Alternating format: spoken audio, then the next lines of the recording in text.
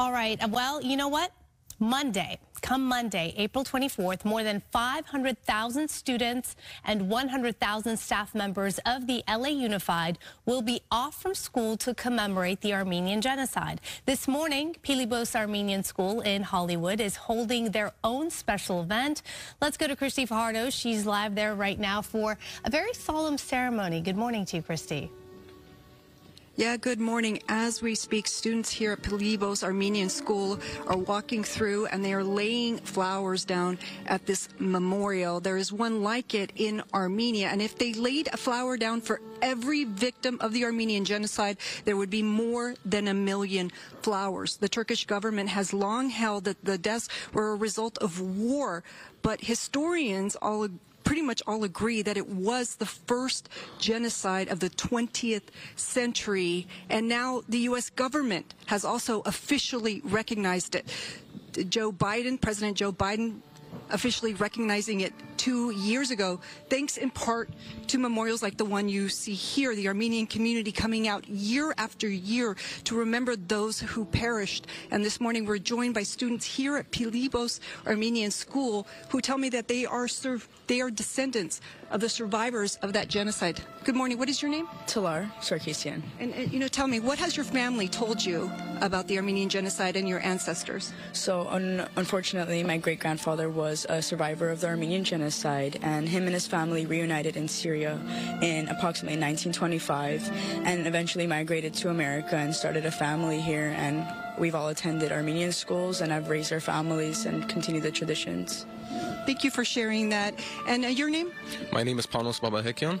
And why are memorials like this so important? Absolutely. So when we participate in events like this, for example, the commemoration of the Armenian Genocide, we do it not only for Armenia or Armenians, but for humans around the world. Because regardless of our race, color, creed, ethnicity, or religion, the common denominator in each and every one of us is the humanity within us. Today, as a school, we have decided to take a stance to fight for human rights around the world and to seek justice for unrecognized crimes against humanity. Yes, and Hitler was quoted as saying that people didn't remember the Armenians, so they used that as a basis for the Holocaust, so it's very important to remember. Absolutely, and as we know, history can repeat itself if we don't take action. And your name? Hi, my name is Kerun Kasparyan. And I heard you saying that you felt it was not just a genocide of the Armenian people, but also of the culture. But 100 years later, the descendants of those survivors are here.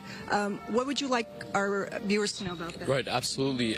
In Armenian schools such as this, each and every day we strive to protect, nurture, and enrich our culture.